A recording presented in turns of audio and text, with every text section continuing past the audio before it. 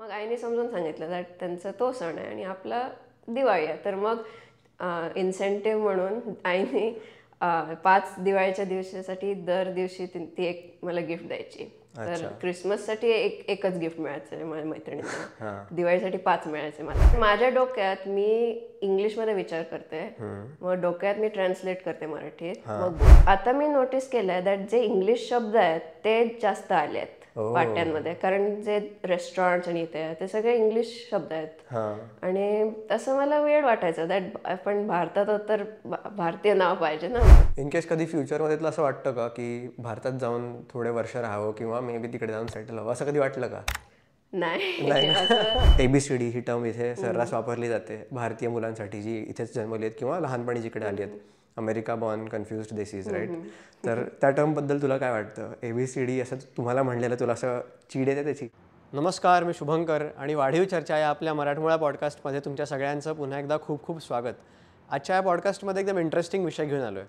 साधारण 1990च्या दशकापासून भारतातली लोक ही अमेरिकेत किंवा इतर देशांमध्ये माहिती तंत्रज्ञानातल्या नोकऱ्यांसाठी जायला लागली. मग त्यातली बरीच लोक परदेशांमध्ये स्थायिक झाली, त्यांची मुलं तिकडे जन्माला आली. आजही अनेक भारतीय मुलं, महाराष्ट्रातली मुलं ही परदेशांमध्ये शिक्षणासाठी जातात आणि मग त्यातली बरीच लोक तिकडे स्थायिक होणार, त्यांची मुलं तिकडे जन्माला येणार. मग ही मुलं जेव्हा मोठी होतील तेव्हा ती कशी होतील? त्यांची आपल्या महाराष्ट्राच्या, भारताच्या संस्कृतीशी नाळ जुळून राहील का? असे अनेक प्रश्न अशा लोकांना पडू शकतात. तर अशा अनेक प्रश्नांची उत्तरं या पॉडकास्टमधून तुम्हाला मिळतील. तर या पॉडकास्टमध्ये मी चर्चा केली आहे ऋतुवा हडप नावाच्या एका मुलीशी, मराठी मुलीशी, जी अमेरिकेमध्ये लहानाची मोठी झाली. तर तिच्याशी मराठीत मी गप्पा मारल्या आहेत, तर तुम्हाला कळेलच आता तिला किती मराठी बोलता येतं, तिला महाराष्ट्राच्या संस्कृतीची किती माहिती आहे आणि एकूणच अशा सगळ्या प्रश्नांची तुम्हाला उत्तरं मिळतील. एकदम हलकी फुलकी चर्चा केली आहे, शेवटपर्यंत बघा आणि वाढीव चर्चा आपल्या चॅनलला सबस्क्राईब करायला विसरू नका. काय बाई, काय विषय? पॉडकास्ट ऐकलं का? लगेच सबस्क्राईब करायचं.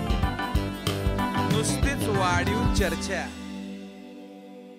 Hi Rutwa, how are you? Hi, I'm good. How are you? Good. I'm doing well. Thanks for taking time out and coming here. Yeah, of course. So, what are we going to discuss today? In English or in Marathi? मला वाटलं Marathi podcast आहे. तुला मराठी येतं एवढं चांगलं? I don't know. बोलू शकतेस तू असं? प्रयत्न करेन. माहित नाही किती चांगलं येईल, पण we'll try. जबर, चांगला मराठी बोलतेस तू.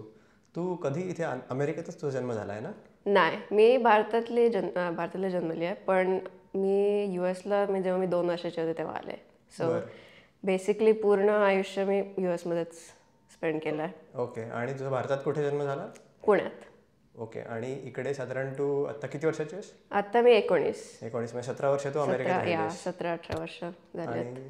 ओके. अमेरिकेतल्या कुठल्या राज्यामध्ये वगैरे तुझं घर आहे? तर मी न्यू जर्सीमध्ये राहते, म्हणजे माझे आई वडील आमचं घर आहे तिथे, पण मी आता शिकायला फिलाडेल्फियामध्ये आले आहे. अच्छा. ओके. आणि काय शिकतेस सध्या तू इकडे? मी बायो इंजिनिअरिंगमध्ये अंडरग्रॅड करते. I am in my 2nd year आणि टेम्पल युनिव्हर्सिटीमध्ये. अंडरग्रॅड म्हणजे काय, जरा नीट सांग एकदा. अंडरग्रॅड म्हणजे 12वी नंतरचे 4 वर्ष. ओके. इथे पण 4 वर्ष शिक्षण असतं 12वी नंतर का? हां, म्हणजे इंजिनिअरिंगसाठी 4 वर्ष, मोस्टली सगळे बॅचलर्स डिग्रीज असतात ते 4 वर्षाचे असतात. ओके. सो आणि तू बायोमेडिकल शिकतेस? हां, बायो इंजिनिअरिंग. ओके. इथले सगळे म्हणजे अमेरिकन, म्हणजे भारतीय जी मुलं आहेत अमेरिकन्स, ती सगळी इंजिनिअरिंग, मेडिकल हेच शिकतात का? मोस्टली असं ते आहे, थोडं स्टेरियोटाईप आहे आणि ते खरं पण आहे, पण थोडे एक्सेप्शन्स पण आहेत. लाईक माझे 2-3 ओळखीचे आहेत, ते म्युझिकल थिएटरमध्ये जात आहेत. तर ते हायस्कूल पासून त्यांच्या शाळेतल्या नाटकात काम करायचे, गाण्याची आवड, नाचण्याची आवड, तर ते आता त्यांना परस्यू करायचं आहे म्युझिकल थिएटर पुढे जाऊन. सो ते इंटरेस्टिंग आहे. मग एक मुलगी ती एलिमेंटरी एज्युकेशनमध्ये जाणार आहे. बरं. कॉलेजमध्ये, आता ती हायस्कूलमध्ये आहे, पण तिला एलिमेंटरी टीचर व्हायचं आहे. अच्छा. ओके. म्हणजे असे करिअर्स इकडे लोक परस्यू करतात भारतीय मुलं? आता सुरू होते.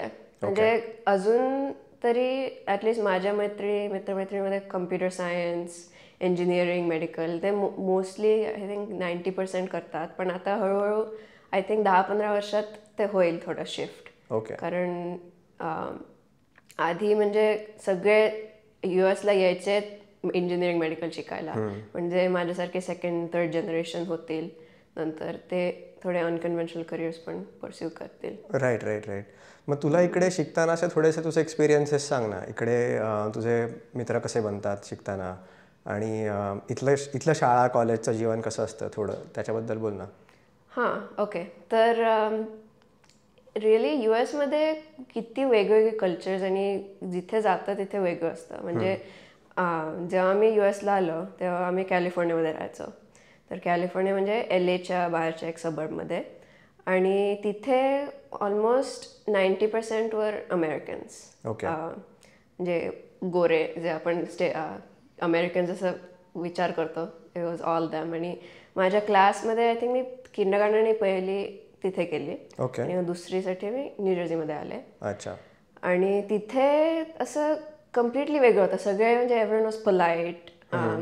स्कूलमध्ये पण गाणी हे सगळं आम्ही करायचो. आणि मी नोटीस केलं तर तिथे स्कूलमध्ये आधीपासूनच पेट्रियटिझमचं खूप महत्त्व देतात. म्हणजे मला आठवतं टॅलेंट शोमध्ये म्हणजे अमेरिकेची गाणी आणि ते सगळं खूप, म्हणजे it was very important for them. आणि ते यंग एजपासून दे वर एक्सपोजिंग अस टू दॅट. आणि माझे कोणी म्हणजे इंडियन फ्रेंड्स नव्हते. 1-2 होते माझ्या क्लासमध्ये, एक होती, पण इतर सगळे माझे असे अमेरिकन फ्रेंड्स होते. पण जेव्हा दुसरीत मी न्यूजर्सीमध्ये मूव्ह झाले, न्यूजर्सी म्हणजे एडिसनमध्ये, आणि एडिसनमध्ये ऑलमोस्ट 90% इंडियन्स आहेत. तर तिथे मला असं थोडा कल्चर शॉक झाला, कारण मला एवढी सवय नव्हती इतक्या म्हणजे इंडियन जणांबरोबर राहणे. आणि इंडियन म्हणजे पूर्ण म्हणजे भारतातून वेगवेगळ्या ठिकाणून आले आहेत. म्हणजे महाराष्ट्र, साऊथमधले, नॉर्थमधले, तर इट्स अ वाईड व्हरायटी. आणि मग आम्हाला पण त्यांचे कल्चर्स, त्यांचे ट्रेडिशन्स, ते आम्ही पण we got expose to that. तर आय थिंक शाळेत माझे मोस्टली मैत्रिणी म्हणजे ग्रेड स्कूलमध्ये 2री ते 12वी ऑलमोस्ट सगळे इंडियन फ्रेंड्स होते. अच्छा, ओके. पण मग आता इकडे अंडरग्रॅड करत असताना मोस्टली सगळे अमेरिकन्स असतील. या आता अंडरग्रॅडला आल्यावर माझे आय थिंक 1 किंवा 2च इंडियन मैत्रिणी आहेत. इथे टेम्पलमध्ये आहेत भरपूर इंडियन लोक, असं नाही आहे दॅट म्हणजे कोणीच नाही आहे. पण मी नोटीस केलं दॅट मी हायस्कूलमध्ये असताना जास्त इंडियन लोकांशी बोलायचे, जास्त त्यांच्याशी मैत्री करायचे. पण आता माझे म्हणजे वेगवेगळ्या कंट्रीज, रेस, त्यांच्या सगळ्यांची मैत्री झाली आहे माझी. राईट. मग आता शाळेत जेव्हा तू जायचीस, आणि शाळेत तू म्हटलीस आता की जरा देशप्रेमाचं सगळं शिकवायचे, राईट, आणि इथल्या अमेरिकन व्हॅल्यूजचं शिक्षण देत असतील, आणि घरी तुला एक वेगळा सेट ऑफ काहीतरी टीचिंग्स आईबाबा देत असतील, बरोबर? तर तुला त्या दोघांमध्ये कधी असा कॉन्फ्लिक्ट जाणवला का, की आईबाबा घरी वेगळ्या व्हॅल्यूज शिकवत आहेत आणि शाळेत काहीतरी वेगळंच शिकवत आहेत, असं कधी झालं का? I don't think so. कारण व्हॅल्यूज म्हणजे जे आपले संस्कार आहेत ते मी घरी शिकायचे, आणि बाहेर म्हणजे शाळेत आपले म्हणजे शिक्षण व्हायचं, सब्जेक्ट्स, मॅथ हे, पण ऑल्सो जे आपले ख्रिश्चन हॉलिडेज असतात, क्रिसमस, ईस्टर, ते पण आम्ही म्हणजे सेलिब्रेट करायचो, कारण मेजॉरिटी तेच होते ख्रिश्चन. आणि इवन एडिसनमध्ये आल्यावर इवन दो दॅट भारतीय जास्त होती, तरी म्हणजे दिवाळी आणि हे एवढं व्हायचं नाही शाळेत, कारण जे टीचर्स होते ते सगळे अमेरिकन होते. तर ज्यांना जे टीचर्सना माहीत असतं तेच ते पास ऑन करतील. तर मला आठवत आहे आमचे क्रिसमस पार्टीज असायचे लहान होतो तेव्हा. तर क्रिसमसच्या आधी जिंजर ब्रेड हाऊस मेकिंग आणि कॅन्डी, मग आम्ही पजामा घालून यायचो शाळेत, आणि तसं मजा होती. पण ते मेनली क्रिसमस, ते फेस्टिवल्स जास्त एम्फसाइज होते. अच्छा, ओके. आणि मग घरी साधारण तुला घरचे काय शिकवायचे? घरचे तर तेच तर थोडा कॉन्फ्लिक्ट व्हायचा, कारण घरी सगळे गणपती, महालक्ष्मी, दिवाळी, गुढीपाडवा ते आम्ही सगळं सेलिब्रेट करतो घरी.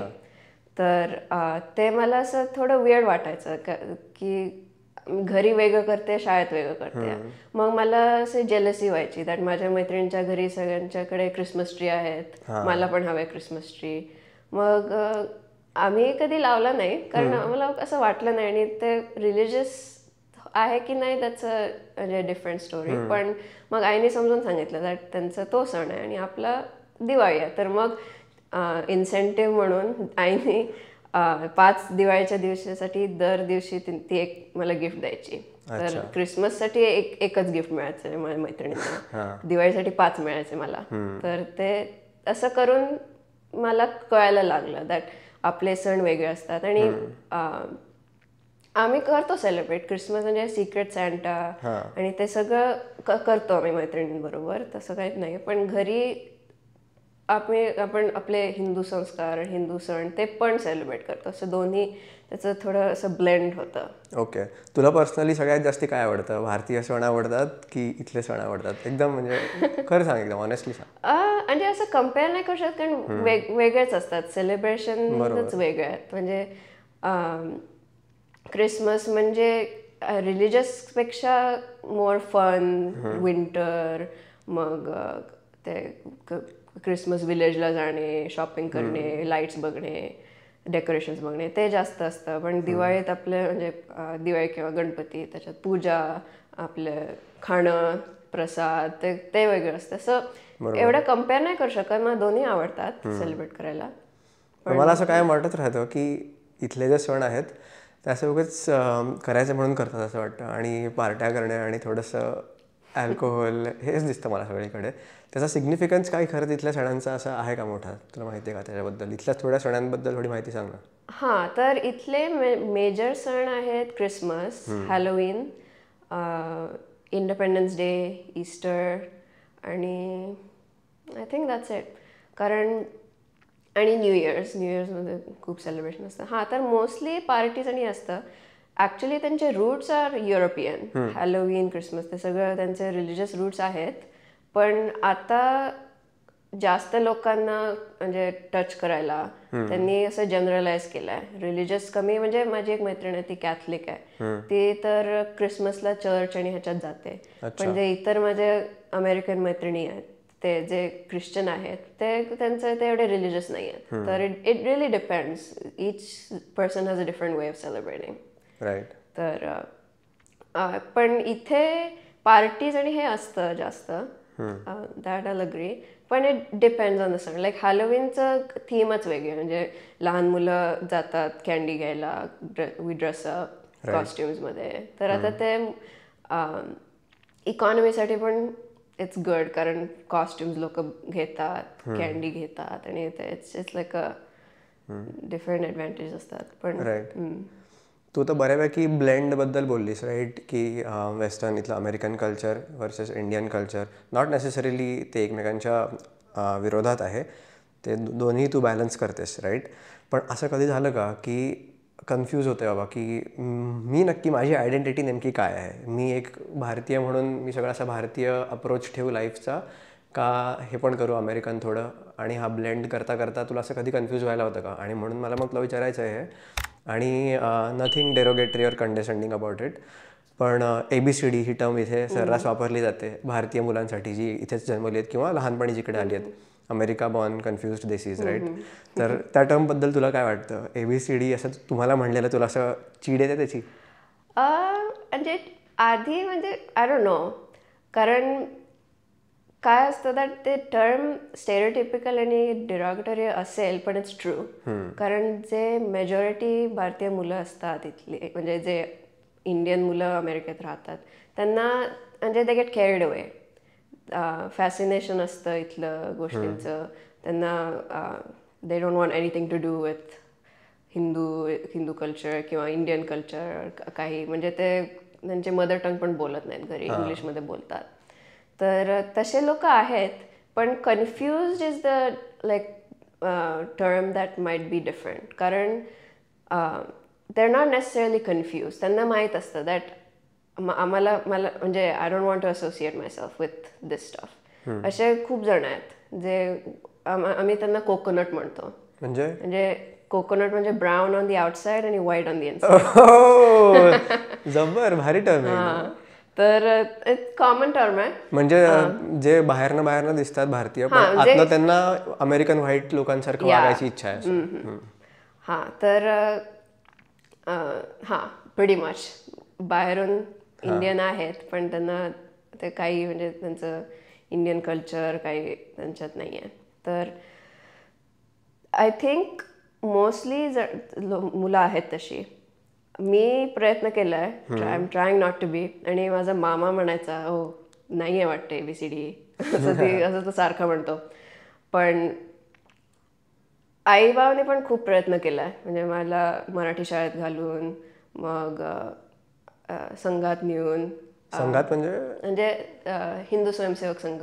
ओके. ते म्हणजे शाखेत आम्ही जातो. म्हणजे ती राष्ट्रीय स्वयंसेवक संघाचीच अमेरिकेतली देशाबाहेरची संस्था आहे बरोबर?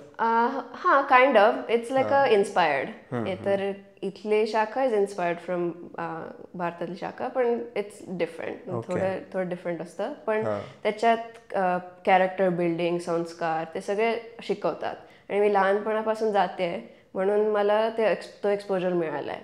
आपल्या म्हणजे स्टोरीज लहानपणी स्टोरीज सांगायचे शिवाजी महाराज रामायण महाभारत म्हणून तसे मग मला कळले ते स्टोरीज शाखेत जाऊन मग मूवीज बघून रामायण महाभारतची सिरियल बघून. तर अच्छा या शिवाजी महाराजांबद्दल माहिती आहे म्हणजे तुला? हां थोडं तर माहिती आहे. हां तर आम्ही खूप प्रयत्न करतो कारण इथे ऑब्व्हियसली बाहेरून काही एक्सपोजर मिळत नाही. तर जे काय करायचं ते घरातच करू शकतो. आणि भाषा संस्कार ते सगळं घरातून आणि बाहेर कम्प्लिटली वेगळं. तर ते थोडं कठीण होतं बॅलन्स करायला. लहानपणी म्हणजे जेव्हा मी मराठी शिकत होते तेव्हा म्हणजे आई बाबा माझ्याशी मराठीतच बोलायचे. मग मी शाळेला जायला लागले आणि मग इंग्लिश बोलायला लागायचं. तर मी काहीतरी अर्ध मराठी अर्ध इंग्लिश बोलायचे माझ्या टीचरशी. तर तसं थोडं कठीण होतं लहानपणी. मग मला कळायला लागलं दॅट इंग्लिश कसं म्हणजे इंग्लिश मला चांगलं झालं इम्प्रूव्ह झालं. मग प्रॉब्लेम झाला दॅट मी घरी पण इंग्लिश बोलत होते आणि मराठी बोलत नव्हते अजिबात. मग बाबांनी एक रूल केला दॅट घराच्या बाहेर इंग्लिश बोलायचं घराच्या आत फक्त मराठी बोलायचं. आणि घराच्या बाहेर मराठी बोलायचं नाही नाहीतर मग ते कन्फ्युजन होतं एस्पेशली जे लहान मुलं असतात त्यांच्यात. तर तो रूल आम्ही फॉलो केला आणि त्याच्यामुळे माझं म्हणजे असं थोडी फ्लुएंट झाले मराठीत. अजून माझं ग्रॅमर आणि हे व्यवस्थित छान बोलतेस तू पहिल्यापासून छान बोलतेस. सो तुला घरच्यांनी अशी स्तोत्र वगैरे पण शिकवली आहेत का अशी लहानपणापासून? हो तुला सगळं माहिती तू घरी शुभंकरोती वगैरे म्हणतेस? हो शुभंकरोती माहिती आहे. हो म्हणताय का तुला? हो म्हणायला नाही लावणार मी आता पण ठीक आहे. अरे भारी आहे. म्हणजे मला वाटत होतं की नाही सगळं विसरून जातली इथली मुलं आणि एवढं पण माहीत नसेल. भाषा येणं ही वेगळी गोष्ट आहे पण सगळ्या आपल्या गोष्टी पाठ असणं आणि ते म्हणत राहणं घरी खूपच इंटरेस्टिंग गोष्ट आहे. आणि इट हेल्प्स कारण एडिसनमध्ये राहून बाहेर पण इंडियन लोक होती तर मग कॉमन इंटरेस्ट कॉमन टॉपिक्स बोलायला तर ते त्यांनी पण मदत झाली. राईट दॅट पार्कमध्ये असताना जेव्हा म्हणजे आमच्या अपार्टमेंटमध्ये एक पार्क होतं तिथे समटाईम्स आम्ही मराठीत बोलायचो एकमेकांशी. लहान होतं तेव्हा जस्ट फॉर फन बघायला बोलू शकतो की नाही. तर तसं इट हेल्प्स इफ कम्प्लिटली म्हणजे कोणीच नाही आहे एकटं आपण इथे तर थोडं कठीण होतं ते. पण बाहेरचा influence can be positive and negative. Right बरोबर. मग तू भारतात अधूनमधून जातेस तेव्हा पण तुला मराठी बोलायची प्रॅक्टिस करता येत असेल ना? तुझे आजी आजोबा भारतात असतात ना? हां माझे आजोबा दोन्ही भारतात आहेत. कुठे असतात ते भारतात? माझे एक आजोबा पुण्यात राहतात आणि दुसरे नागपूरमध्ये राहतात. बरं. तू नागपूर पुण्याची ट्रिप होते तुझी वर्षात? हां वर्षात म्हणजे ॲक्च्युली आम्ही फक्त 3दाच गेले भारतात. ओके. 18 वर्षात विच इज लेस पण इट्स ओके. पहिल्यांदा मी गेले तेव्हा मी 9 वर्षाचे होते. बरं. तर मी लगेच म्हणजे मोठे होऊनच गेले. कधी बेबी लहानपणी कधी गेले नव्हते. बरोबर. तर मराठी थोडं कठीण व्हायचं कारण तिथे सगळे फास्ट आणि फ्लुएंटली बोलायचे तर मला एवढं कळायचं नाही. कारण माझ्या डोक्यात मी इंग्लिशमध्ये विचार करते मग डोक्यात मी ट्रान्सलेट करते मराठीत मग बोलते. उलट आहे तुझं? माझं उलट आहे कारण इंग्लिश मराठी माझी फर्स्ट लँग्वेज होती म्हणजे जे पहिले शिकले पण इंग्लिश माझं मोर फ्लुएंट आणि इट्स बेटर. सो मी असं असं ट्रान्सलेट करते तर थोडा वेळ लागतो मला ट्रान्सलेट करायला, शब्द विचार करायला. सो या पहिल्यांदा जेव्हा भारतात गेले तेव्हा थोडं शॉक होता. मला काही कळत नव्हतं. पण म्हणजे आजी आजोबा इथे US ला आले होते तर एवढा काही प्रॉब्लेम नव्हता. एक फक्त मला शॉक झाला होता 2 व्हीलर्स. कारण इथे 2 व्हीलर्स नाही आहेत आणि आहेत मोटरसायकल्स पण आपण गाडीतनंच जातो. मला सवयच नव्हती. तर एकदा आम्ही म्हणजे माझे आजोबा कोथरूडमध्ये राहतात आणि आय थिंक आम्ही चितळे किंवा PNG कुठेतरी जात होतो. लिटरली 5 मिनिटाची पण राईड नव्हती ती आणि मी किती घाबरले होते कारण मी आईबाबांच्या मध्ये बसले होते आणि आई अशी 2 पाय साईडला घेऊन होती तर मला वाटलं ती पडणार. मग मी असं धरून ठेवलं होतं आणि मग सिग्नलला बाबा असं पाय खाली ठेवायचं मग ती टिल्ट व्हायची. मग आय वॉज सो स्केअर्ड. मग कारण मी कधी समोर उभे राहिले नव्हते कारण मी मोठे होऊनच आले होते. कुठेतरी SL वर्ल्ड सिक्स फ्लॅग्सला गेल्यावर I know literally I was so scared. कारण आणि कितना जवळजवळ नाही येतात ना लोक, रिक्षावाले, इतर 2 wheeler, literally your touching. Right. खूप घाबरले होते तेव्हा. पण हा बोल. हा मग त्याच्यानंतर म्हणजे माझे आजोबा त्यांनी मला असं समोर उभं राहायला लावलं आणि मग आम्ही गेलो. मग थोडा कॉन्फिडन्स आला मला. मग मजा यायला लागली. ओके, चांगलं. फन. भारतात 3दा गेली असतो आतापर्यंत. तर तुला काय असं बदलणारं काय जाणवलं तुला भारतात आणि कुठल्या गोष्टी तुला खरंच आवडल्या भारतातल्या आणि कुठल्या नाही आवडल्या? बदल आता मला एवढं आठवत नाही आहे जेव्हा मी जेव्हा पहिल्यांदा गेले तेव्हा 8-9 वर्षाचे होते. मग दुसऱ्यांदा गेले तेव्हा मी 15 वर्षाचे होते. ओके. आणि त्याच्यानंतर ह्या वर्षी गेले परत. तर आता सांग, आता तुला काय वाटलं भारतात? आताच चेंज वाटलं म्हणजे पाट्या. तर आधी जेव्हा पाट्या होत्या मला खूप मजा यायची वाचताना. पाट्या? अच्छा. ओके. म्हणजे बोर्ड, रोड साईन आणि ते.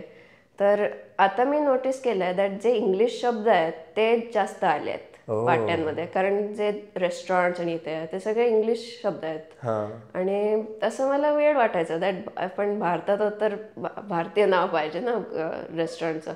आणि मग काय करायचे, ते इंग्लिश शब्द देवनागरीमध्ये लिहायचे. तर मग ते वेगवेगळ्या झ, फ आणि ते मात्रा ते काय विचित्र होतं. मला वाचताच यायचं नव्हतं आणि मग मला कळलं दॅट इंग्लिश शब्द आहे अर्ध वाचताना. बरोबर. मग असं तो चेंज जाणवलाय मला that English. I agree with that. हो. खूप लोक म्हणजे उगाच इंग्लिश नावं ठेवतात, देवनागरी लिहितात. ते एक राजकीय पक्ष आहे आपल्या महाराष्ट्रामध्ये. त्यांनी जर इंग्लिशमध्ये रोमन लिपीत लिहिलं असेल तर ते दुकान फोडून टाकतात. त्यामुळे ते देवनागरीत. ते मी नोटीस केलं दॅट जिथे इंग्लिश पार्टी असते तिथे देवनागरीमध्ये पण लिहिलं असतं. एक रेस्टॉरंटला मी गेले होते, आठवत नाही नाव काय, पुण्यातच. इंग्लिशमध्ये मोठी पार्टी होती आणि एवढंसं छोट्याच्या देवनागरीमध्ये कॉर्नरमध्ये लिहिलं होतं. म्हणजे आपण म्हणजे इंडियात आहोत. It's okay. मला तेच फॅसिनेशन होतं दॅट पाट्या वाचणे सगळं. नाही, बरोबर आहे. खरं चांगलंच ऑब्झर्वेशन आहे. पाहिजे मराठीत लिहायला पाहिजे, आपली भारतीय नावं वापरली पाहिजेत.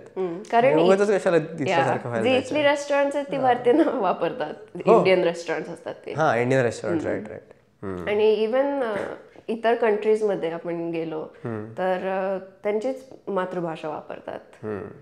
तर ते चेंज जाणवलंय मला. आय थिंक ते इंग्लिशचं फॅसिनेशन असू शकतं, नॉट शुअर. पण तू जेव्हा भारतात जातेस तेव्हा तुला असं वाटतं का, अरे हा देश आहे आपला, की इथे आपला जन्म झाला आहे, सो असं काही तुला असं आतनं वाटतं का, ओ अरे हा माझा देश आहे? आणि मग काही एक तू माइंडसेट घेऊन जातेस का भारतात आणि मग तुला something that you look forward to while going to India, असं काही असतं का? ऑनेस्टली मी सांगते, जेव्हा पहिले 2दा गेले होते तेव्हा एवढं वाटलं नाही मला. कारण कधीच गेले नव्हते मी तिथे. देश म्हणजे पूर्ण सगळंच वेगळं होतं. उलट्या साईडला ड्रायव्हिंग आणि ते. तर असं एवढं वाटलं नाही तर हे माझं आहे, यु नो. कारण म्हणजे आजोबांचं घर होतं फक्त आणि आम्ही काय PNG, चितळे तिथेच जायचो 3 ठिकाणी आणि लक्ष्मी रोड. ओके. नाहीतर मग त्याच्या पुढे आम्ही एवढं फिरलो पण नाहीये. म्हणजे मी फिरले नाही आहे एवढे टूर साईट सीइंग आणि एवढं केलं नाही आहे. तर असं वाटायचं नाही. पण आता ह्या वर्षी माझा मामा आहे, त्यांनी गाडीतनं आम्हाला सगळे म्हणजे पुण्याची टूर दिली आणि सांगितलं इथे तुझा जन्म झाला, इथे हे झालं, इथे आई बाबा भेटले, असं असं मग त्यांनी सांगितलं. मग मला थोडं हे आलं दॅट वा माझे रूट्स इथेच आहेत, ह्या सिटी ह्या कंट्रीमध्ये आहेत. आणि it was just interesting to know that. In case कधी फ्युचरमध्ये तुला असं वाटतं का की भारतात जाऊन थोडे वर्ष राहावं किंवा मे बी तिकडे जाऊन सेटल व्हावं, असं कधी वाटलं का? नाही, असं आय डोंट थिंक सो. कारण लाईक इट्स कम्प्लिटली डिफरंट. आणि इथे सेटल झाले तर I just want to stay. I know comfort. मला ॲक्च्युली जायचं आहे एक्सटेंडेड पिरियड ऑफ टाईम. कारण जेव्हा मी गेले तेव्हा मॅक्सिमम 1 महिनाच मी स्पेंड केलं आहे तिथे. तर I don't get a good idea of कसं आहे. आणि पुणे आणि नागपूरच्या बाहेर मी एवढं गेलो नाही. कोल्हापूरला जातो आम्ही, आमचं कुलदैवत आहे कोल्हापूरला, म्हणून आम्ही डे ट्रिप करतो कोल्हापूरला. पण तेवढंच, असं एवढं फिरणं होत नाही. तर आय माईट गो, म्हणजे फिरायला जाईन जास्त वेळ, पण राहायला प्रॉब्लेम नॉट. अवघड आहे. ओके. तुला काय वाटतं की भारत आणि अमेरिकेकडनं शिकण्यासारख्या गोष्टी कुठल्या आहेत? आणि वाईस वर्षा पण अमेरिकेने पण भारताकडनं काय शिकलं पाहिजे? असं काही फार लोडेड प्रश्नाला विचारायचं मला तुला. जनरल काय असं वाटलं तर सांग. तर म्हणजे मला भारतातलं एवढं म्हणजे एक्सपिरियन्स नाही आहे, तर मी एवढं सांगू नाही शकत. पण जे सिविक एंगेजमेंट किंवा व्हॉलंटिअरिंग ते US मध्ये खूप आहे.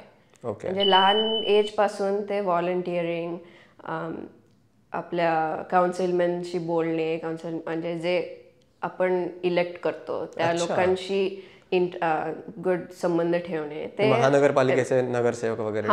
ते एम्फसाइज्ड असतं इथे. कारण म्हणजे जेव्हा अमेरिका वॉज फाउंडेड तेव्हा it was on the founded on the basis that we are the people, we the people will elect who wants to lead us.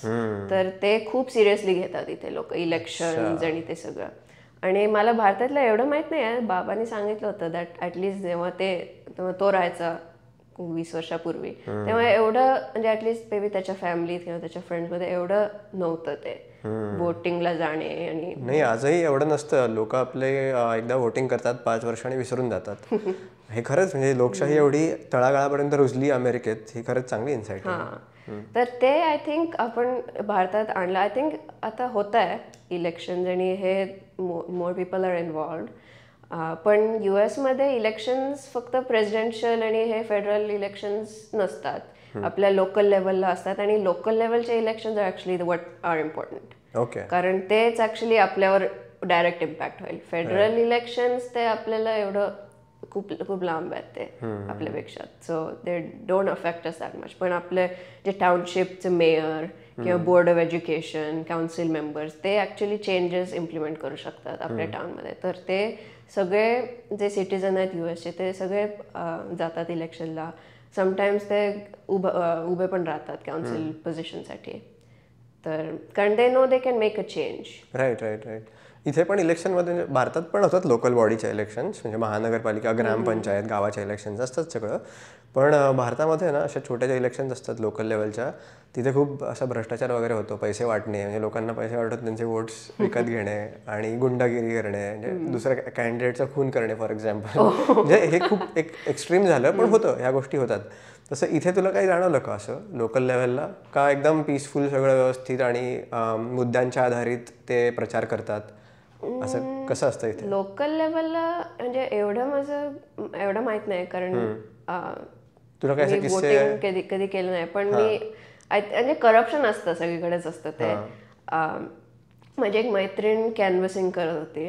Canvassing म्हणजे एक कॅन्डिडेट असतो, they hire people door to door जायला, posters वाटायला, flyers वाटायला, सांगायला vote for him, vote for him, कार्यकर्ता. Pretty much. तर ते हायर पीपल करायला. तर तिने केलं. असे कॅम्पेनच असतं त्यांचं युजली. एवढं म्हणजे माहित नाही, पॉलिटिक्स मध्ये एवढं माझं हे नाही. पण मोस्टली त्यांचं कॅम्पेनच स्ट्रॉंग असतात. युट्यूबवर ऍड्स टाकणे किंवा इंस्टाग्रामवर, सोशल मीडियावर. ते आता हल्ली खूप वाढलंय ते. पण ओके. उलट सांग आता, अमेरिकेनी काय असं शिकण्यासारखं भारताकडनं असं काय वाटतंय तुला? आय थिंक फॅमिली व्हॅल्यूज जे भारतात आहेत ते इथे एवढे नाही आहेत. म्हणजे आपण भारतीय सगळे एकत्र फॅमिली बसून जेवण जेवतो, ते इथे नाही होत. म्हणजे जे अमेरिकन फॅमिलीज असतात ते एक जण म्हणजे कुकिंग करून ठेवलेलं असतं, जेव्हा जायचं तेव्हा लोक म्हणजे फॅमिली मेंबर्स येतात, रूममध्ये नेतात प्लेट्स किंवा टीव्ही समोर जेवतात. असं एकत्र family dinner is very uncommon right right right here. तर ते पण फॅमिली व्हॅल्यूज, हां प्रिटी मच दॅट संस्कार आपले ते इथे I think American can learn little more. पण इट्स डिफिकल्ट कारण इतके वेगवेगळे कल्चर्स आहेत इथे. Right. It's not just one American culture, it's everything. आणि जे वेगवेगळ्या कंट्रीजमधनं सगळे आणतात इथे कल्चर, ते असं त्याचं मेल्टिंग पॉट असं म्हणतो आपण अमेरिकेला. Right. So it's little difficult to bring that, पण आय थिंक राईट. फॅमिली खरंच इम्पॉर्टंट रोल प्ले करते माणसाच्या आयुष्यात. तर इथे तुझे जे मित्र येतात समजा कॉलेजमध्ये शिकत असताना, त्यांच्या फॅमिलीजबद्दल तुला थोडी माहिती आहे का, की त्यांच्या फॅमिली स्टेबल आहेत का? बऱ्याच मुलींच्या आईबाबांचे डिवोर्स झालेत आणि त्याचा त्यांच्या मनावर परिणाम होतोय, असं तुला जाणवलं का तुझ्या मित्रांमध्ये? माझी एक मैत्रीण आहे, तिचे आई वडील डिवोर्स्ड आहेत, पण त्यांनी दोघांनी परत म्हणजे दुसरं लग्न केलं आहे. तर तिच्याकडे 2 पेरेंट्स 2 स्टेप पेरेंट्स असे आहेत. आणि थोडं सुरुवातीला ते कठीण असतं. ॲक्च्युली एक इंडियन फॅमिली पण आहे इथे, त्यांचं पण म्हणजे डिवोर्स झालं आणि त्यांचे 2 मुलं तशी मोठी होती. म्हणजे 8 आय थिंक जेव्हा डिवोर्स झाला तेव्हा एक मुलगी 7वीत होती, मुलगा 9वीत किंवा काहीतरी होता. तर दे टूक इट लिटल डिफिकल्ट, कारण त्यांना सवय नव्हती तशी. मग आई वेगळीकडे राहते, मग ते वडिलांकडे एव्हरी अदर वीकेंड यायचे, तर वडील रोज भेटायचे नाही, तर त्यांना थोडं डिफिकल्ट व्हायचं. तर it's not just American families, म्हणजे भारतीय फॅमिलीजमध्ये पण होतं तसं. पण आय जनरली नोटीस दॅट जे नॉन इंडियन्स आहेत त्यांच्यात थोडं जास्त आहे. ओके. पण US जसं TV सिरीजमध्ये आणि हॉलिवूड फिल्म्समध्ये दाखवतात तसंच अख्खं US आहे का, असं जनरलाइज करता येऊ शकतं का? म्हणजे फ्रेंड्स आहे समजा किंवा बिग बँग थिअरी, हे सगळे असे सिरीज बघत असतात लोक, त्याच्यातनं जे अमेरिकन कल्चर दिसतं तसं आहे का ते इथे खरंच, का ते एक साईड ऑफ द स्टोरी आहे फक्त? It's similar. अच्छा. हां. तर थोडं तुझं एक परसेप्शन सांग ना, की if you were to define American culture किंवा अमेरिकन लाईफ, तर तू कसं डिफाईन करशील त्याला? तुला समजा सांगायचं आहे भारतात बसलेल्या एखाद्या मुलीला किंवा लोकांना की अमेरिका म्हणजे हे XYZ आहे असं, तर तू काय सांगशील? अमेरिका काय आहे? दॅट्स अ डिफिकल्ट क्वेश्चन, कारण इट रिअली डिपेंड्स कुठे आहात. कारण दर सिटीमध्ये वेगवेगळं असतं, ॲटमॉस्फिअर वेगळं असतं. लाईक फॉर एक्झाम्पल फिलाडेल्फियामध्येच सांगा, नॉर्थ जिथे माझं कॅम्पस आहे नॉर्थ फिलीमध्ये, तिथे असं खूप क्राईम, गन्स आणि शूटिंग्स आणि ते खूप होतात. तर तिथलं कल्चर इज कम्प्लिटली डिफरंट. मग थोडं 1 मैल साऊथ आलं, मग सिटी, टॉल बिल्डिंग, असे रिच लोक राहतात, एवढं क्राईम नसतं एवढं. इट्स मोर डिझायनर दुकानं आणि ते सगळं. तर इट रिअली डिपेंड्स. असं एक अमेरिकन कल्चर असं काही सांगू नाही शकत. पण आता तू म्हणलीस तसं नॉर्थ फिलाडेल्फियामध्ये जास्ती ब्लॅक पॉप्युलेशन जास्ती आहे, बरोबर, आणि मग काही पॉकेट्समध्ये व्हाईट पॉप्युलेशन जास्ती आहे. तर इथलं असं रेशियल डिस्क्रिमिनेशन असं जाणवतं का जनरल पॉप्युलेशनमध्ये? मग इथली लोकं खरंच थोडी रेसिस्ट आहेत का? आणि तुला कधी असा अनुभव आला आहे का कॉलेजमध्ये? कारण तू जातेस, तू ब्राऊन आहेस, तर तुझे अंडरग्रॅडचे मैत्रिणी मोस्टली व्हाईट असतील किंवा युरोपियन्स असतील, तर तुला असं कधी स्वतः अनुभव आला का रेशियल डिस्क्रिमिनेशनचा? थोड्या प्रमाणात, म्हणजे असं एवढं नाही, कारण आता खूप बदल झाला आहे. आय थिंक हेच 10 वर्षापूर्वी मी कॉलेजमध्ये असते तर झालं असतं. पण हायस्कूलमध्ये टीचर्स थोडं करायचे डिस्क्रिमिनेशन. अच्छा. जे कारण भारतीय मुलं खूप होती आणि जे 3-4 गोरी किंवा अमेरिकन्स होती त्यांना ते फेवर करायचे. सो ते थोडं होतं, पण इट वॉज असं रेसिझम नव्हतं, इट वॉज जस्ट फेवरिझम. ते त्यांना फेवर करायचे, त्यांना म्हणजे हात वर केल्यावर त्यांच्यावर कॉल करायचे. तर it was just small things. एवढं म्हणजे खूप असं रेसिझम किंवा असं मी एक्सपिरियन्स केलं नाही आहे. अच्छा, ओके, ठीक आहे. तसं ते भारतातही होतं थोडंसं. काही काही मुलं फेवरेट असतात शिक्षकांची. ओके. पण ठीक आहे, म्हणजे तुझे ओव्हरऑल अनुभव शाळेतले कॉलेजमधले आत्तापर्यंत चांगले होते, राईट? या ठीक आहे. तू जेनझीची आहेस बरोबर? जेनझी आहेस. आपण मागे एकदा बोलत असताना तू म्हणत होतीस, मी तुला विचारत होतो जेव्हा, की इंडियातल्या जेनझी बरोबर तू स्वतःला कसं कम्पेअर करतेस, तेव्हा तू एकदम असं उत्तर दिलं होतंस, हे नाही एडी लोक आहेत ती सगळी. एडी लोक नाही, पण असं काहीतरी म्हणली होतीस. पण काय वाटतंय तुला, भारतातली जी तुझ्या वयाची मुलं आहेत ते कोणी तुझे मित्र आहेत का, आणि त्यांची लाईफस्टाईल आणि थोडंसं त्यांचे ओव्हरऑल बदलणारं जे बिहेवियर्स आहेत, आयुष्य आहे, म्हणजे आधीच्या पिढीपेक्षा, त्यांच्या माझ्यापेक्षा, मिलेनियल्सपेक्षा पण ते प्रचंड वेगळी लोक आहेत, त्यांचे विचार वेगळे आहेत आणि एकदम लिबरल लोक आहेत, फ्री जगतात आणि व्हॅल्यूज सिस्टीम, त्यांच्या व्हॅल्यूज वेगळ्या आहेत बेसिकली त्यांच्या थोड्या. तर त्यांच्याशी कसं कम्पेअर करतेस तू स्वतःला? म्हणजे जे भारतात राहतात, भारतातले पुण्यातले समज तू, समजा पुण्यातली जेनझी मधली पोरं. ऍक्च्युली माझे एवढे इंटरॅक्शन नाही आहे त्यांच्याबरोबर, सो आय कॅन रिअली से. पण असं वाटतं मला दॅट त्यांचे असे फेजेस असतात फॅसिनेशनचे. अच्छा. ते इथे पण आहे, ट्रेंड्स आणि हे असतात, पण तिथे थोडं जास्त वाटतं मला. दॅट आय थिंक US बघून, सोशल मीडियावर बघून, टीव्हीवर बघून, they want to be like damn, आणि मग they do whatever they can. असं खूप समटाईम्स थोडे एक्स्ट्रीम जातात असं मला वाटतं. आय माईट बी रॉंग, पण जे 1-2 एक्सपिरियन्स केले आहेत केसेस, म्हणजे जे म्हणजे रस्त्यावर बघते मुलं, म्हणजे जसे कसे बोलतात, कसे वागतात. पण जे माझे कझिन्स आहेत भारतातले, ते म्हणजे छान आहेत. असं मला असं वाटत नाही that they are like just following a fad किंवा काही. पण असं म्हणजे डिफरन्स आहे फॉर शुअर. पण इट्स सिमिलर कारण बिकॉज ऑफ सोशल मीडिया. कारण रील्स बघून, म्हणजे सगळं social media, all of that stuff, तर इट्स सिमिलर. ओके, ठीक आहे. आणि मग अजून आता पुढे तू आता हे जो बायोमेडिकलचे शिकतेस, ते शिकता शिकता पुढे तुला आता पुढे काय करायचं तुला आयुष्यात तिकडे राहून अमेरिकेमध्ये? पुढे म्हणजे एवढा विचार केला नाही आहे. म्हणजे obviously good job, may be पुढे अजून शिक्षण करीन, मास्टर्स किंवा काय.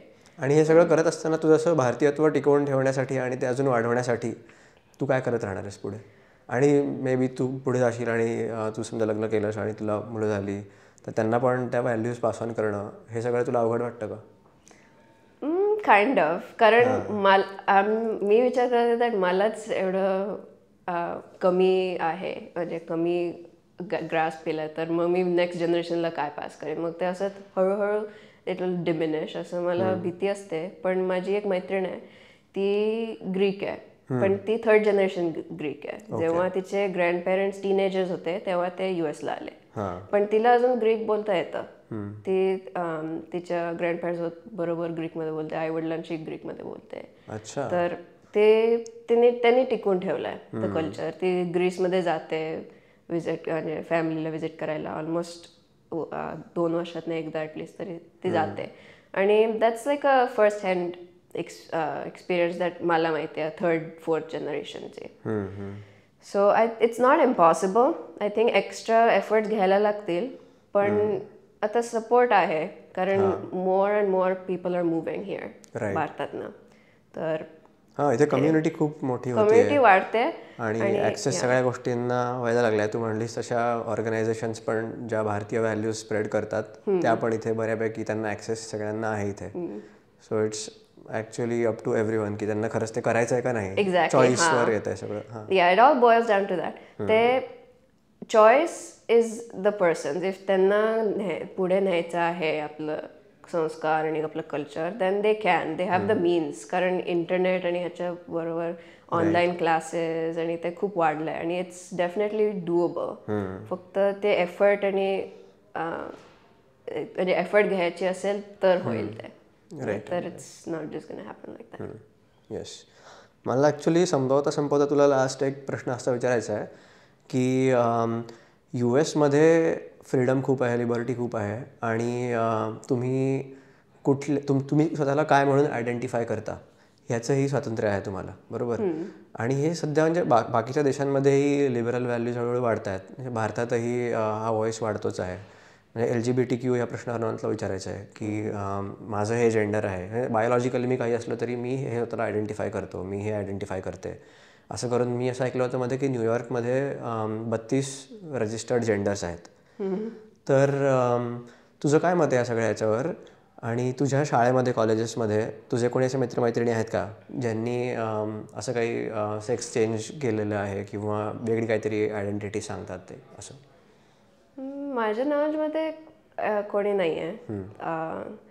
माझं मत आहे दॅट जेंडर आणि सेक्समध्ये डिफरन्स आहे. सेक्स म्हणजे बायोलॉजिकल, तुमचे what you are born with, तुमचे क्रोमोझोम्स XY आहेत की XX आहेत ते. आणि जेंडर म्हणजे what you identify with. That sometimes असं असतं that if someone is born a boy पण त्यांना असे खूप स्ट्रॉंग टेंडन्सीज असतात that I am like feeling like a girl, तर ते इट्स नॅचरल, ते हॉर्मोन इम्बॅलन्स आणि त्याच्यामुळे होतं समटाईम्स. तर आय बिलीव्ह इन दॅट. पण म्हणजे मी एवढं रिसर्च आणि हे केलं नाही, so I can't say for sure. पण आय एम लाईक, मी सायन्सची स्टुडंट आहे तर मी सायंटिफिकली विचार करते. पण जेव्हा ते म्हणतात दॅट ट्रान्सजेंडर किंवा हे, मला एवढं कळत नाही what they are really trying to say. कारण ते आता सर्जरीज आणि हे पण खूप झाले आहेत आणि नाव बदलतात लोक, जे म्हणजे मुलीचं नाव असतं ते मुलाचं नाव करतात किंवा वाईस वर्सा. सो असं मग मी एवढं एक्सपिरियन्स केलं नाही आहे, सो मी डेफिनेटली सांगू नाही शकत. पण it's like a hot topic आत्ता. आणि I am not denying that they don't exist. म्हणजे खूप जे कन्झर्वेटिव्ह लोक असतात ते म्हणतात दॅट नाही, इट्स जस्ट दोनच जेंडर आहेत, whoever is saying otherwise is lying किंवा काहीतरी अटेन्शन सीक करायला करत असतात. पण I don't think that's true. Sometimes असतात तसे लोक आणि इट्स नॅचरल. हॉर्मोन्स आणि वेगवेगळे एन्व्हायरमेंटल ॲस्पेक्ट्स ते आहेत. सो या राईट. हां, नाही फक्त जस्ट विचारायचं होतं तुला मला असं की असं एक परसेप्शन सगळ्यांत असतं की अमेरिकेत सर्रास चाललं आहे हे पण तुला असं काही जाणवलं नाही, तुझ्या आजूबाजूला तरी नाही आहे. म्हणजे आहे हे पण फार नाही आहे. ओके. या मला पर्सनली जाणवलं नाही आहे. आहेत म्हणजे मी सोशल मीडियावर बघते लोक, म्हणजे ते एक स्टेरियोटाईप आहे, पिंक हेअर आणि जे मुलं नेल्स पेंट करतात आणि ते थोडं आहे, इट्स गोइंग अराउंड. पण that doesn't really mean anything. म्हणजे ते असं वाटतं आपल्याला दॅट ओके, जस्ट बिकॉज त्यांनी मुलांनी नेल्स पेंट केले आहेत किंवा जस्ट बिकॉज मुलाचे केस लांब आहेत, दॅट म्हणजे इट डझंट मीन एनिथिंग. तसं जस्ट त्यांना आवडतं म्हणून करतात. सो एक कॉमन मिसकन्सेप्शन आहे. ओके. नाही, तुझ्याबरोबर मला खरं पॉडकास्ट करायची होती कारण का माझे पण आता इथे बरेच मित्र आहेत माझ्यापेक्षा 2-4-5 वर्ष मोठे असलेले की ज्यांची आता लग्न झाली आहेत आणि त्यांना आता मुलं व्हायला आली आहेत, त्या म्हणजे तसे प्रयत्न करतायत. तर त्यांना खूप भीती असते इथे की समजा आपला मुलगा मुलगी अमेरिकेत वाढली आहे तर त्यांचं काय होईल पुढे, ते कसे होतील. त्यांना ते खूप अनसर्टन्टी आहे आणि त्यांना ते एनविजन होत नाही आहे. म्हणून म्हटलं की तुला आपण पॉडकास्टवर एकदा बोलूयात. आणि म्हणजे तुमचा मुलगा कोकोनट पण होऊ शकतो पण ऋत्वासारखा पण होऊ शकतो, मुलगा मुलगी जे असेल ते. So yeah, it's up to your choice and कसं तुम्ही त्या मुलीला एक्सपोज कुठल्या गोष्टींना करताय त्याच्यावर आहे. तुम्ही अमेरिकेत वाढून पण भारतीय व्हॅल्यूज जपून दोन्ही कल्चर्समध्ये बॅलन्स करून जगूच शकता आणि पुढे जाऊच शकता चांगलं. तर तुला एकूण चांगलं वाटतं ना की तू अमेरिकेत वाढलीस, असं तुला वाईट वाटत नाही ना? नाही, अजिबात नाही. म्हणजे समटाईम्स असं जेव्हा कारण माझे इथे कझिन्स नाही आहेत. एक म्हणजे 2 आहेत, ते पण आत्ताच माझ्या न्यूजर्सीमध्ये मूव्ह झाले आहेत. अच्छा. म्हणजे आधी एक कझिन होता, ते सिॲटलमध्ये राहायचे आणि आम्ही न्यूजर्सीमध्ये राहायचो, तर भेटणं व्हायचं नाही एवढं. तर ते थोडं मिस करायचं आहे मी. दॅट इतर माझ्या मैत्रिणी, अमेरिकन मैत्रिणी असतात, ते दर थँक्सगिव्हिंगला कझिन्स बरोबर स्लीप ओव्हर्स आणि ते खूप व्हायचं त्यांचं. पण असं मला वाटत नाही, कारण माझ्या मैत्रिणी आणि ह्यांच्याबरोबर व्हायचं आणि मी ओनली चाइल्ड आहे, तर सिबलिंग्स पण नाही आहेत. तर थोडं असं वाटायचं दॅट इंडियात मी बघायचं दॅट सगळे एकत्र असतात ऑल द टाइम सणांसाठी. गणपती महालक्ष्मीसाठी पहिले किती लाईक 13-14 वर्ष आम्ही तिघच असायचो आणि माझे आजोबा यायचे, तर आम्ही चौघच करायचो. मग आम्ही बाहेरच्या लोकांना बोलवायचो शेवटच्या दिवशी महालक्ष्म्यांच्या, पण पूजा आणि ते सगळं आमचं कोर फॅमिली होतं. आणि जेव्हा मी बघायचे सार्वजनिक गणपती पुण्यातलं आणि हे, मला असं थोडं मिस करायचं मी दॅट मजा वाटते सगळ्यांबरोबर सेलिब्रेट करणे. ते थोडं ते I wish I got that experience. पण जेव्हा आम्ही भारतात जायचो तेव्हा जुलै असायचा, तर तेव्हा म्हणजे सण आणि गणपती दिवाळीमध्ये माझी शाळा असायची, तर मी कधी विजिट करू शकत नव्हते. पण आय वॉन्ट टू फ्युचरमध्ये मला ॲटलिस्ट एकदा जायचं आहे. मला अयोध्यामध्ये दिवाळी बघायची आहे आणि पुण्यात गणपती. That's my goal. जबरदस्त. या चांगलं होतं. आता राम मंदिराचं उद्घाटन होणार आहे 22 जानेवारीला. ये तू भारतात, भेटूया आपण भारतात. येस. थँक्यू सो मच, तू आलीस एवढी आणि गप्पा मारल्या. मला माहिती आहे आपण काहीतरी अजून खरं बोलू शकतो बऱ्याच गोष्टी, पण बघूया आपण पुढच्या वेळेला लोकांच्या काय प्रतिक्रिया येतात त्याच्यावर आपण ते टॉपिक्स घेऊया परत. Yes. Okay. But thank you so much. ठीक आहे. भेटूयात. येस. अच्छा. थँक्यू. नुसतीच वाढीव चर्चा.